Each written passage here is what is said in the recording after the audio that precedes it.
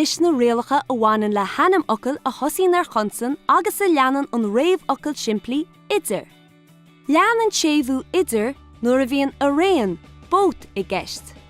Leanan séimhú Idir chomá nuair a bhíonn lista i gceist.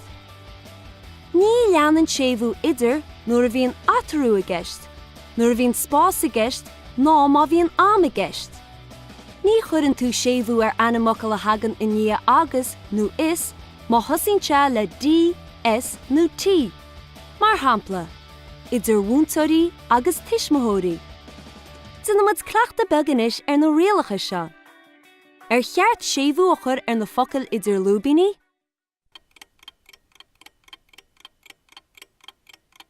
Bhí idir fáistí agus bhúntóirí an sin.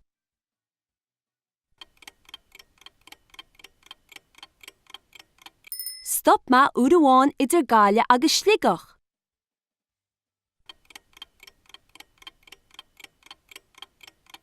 Bán ma an sin idir mí aignear agus mí na saona.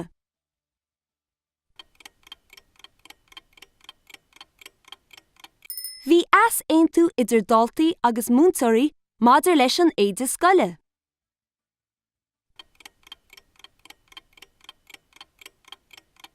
Bhí idir bhúntóirí agus daltaí a láthair ag an gcruinniú.